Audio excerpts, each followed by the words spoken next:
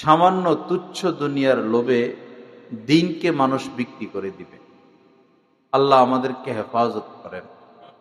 বর্তমানেও আমরা সেই এক এক সপ্তাহ, এক এক মাস, এক এক বছর পর পর এমন এমন ফিতনা আসে যেটার মোকাবেলা করা বড় কঠিন হয়ে যায় এবং হাজারো মানুষ সেটা লিপ্ত হয়ে যায়।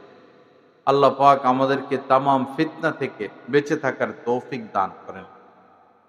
রব্বুল আলামিন পবিত্র কোরআনের মধ্যে বলেছেন, ওয়ালা তাকরাবুল ফাওয়াহিশ, তোমরা অশ্লীলতার ধারে কাছেও যেও না। অশ্লীলতা বেহায়াপনা বলতে যা বোঝায়, কারণ মোম যত শক্তই হোক না কেন, আগুনের সংস্পর্শে গেলে বা নিলে মোম অবশ্যই গলে যায়। একজন মুমিন মুসলমান সে তো চায় গুনাহমুক্ত থাকতে, পাপ মুক্ত থাকতে, আল্লাহর হয়ে থাকতে, কিন্তু যখন পাপের পরিবেশে যায়, গুনাহের পরিবেশে যায়, তো নিজেকে আর স্থির রাখতে পারে না।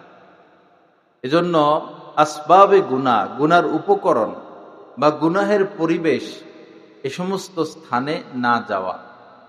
যেমন আপনার কোনো বন্ধু এমন রয়েছেন যিনি খুব বেশি গীবতে আক্রান্ত, মানুষের গীবত করে, দোষ ত্রুটি করে, দোষ চর্চা করে।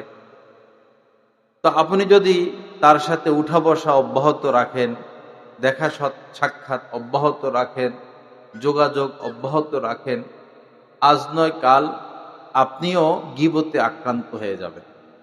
এজন্য গীবত থেকে বাঁচা তো ফরজ, গীবত করা হারাম, গীবত থেকে বাঁচা ফরজ।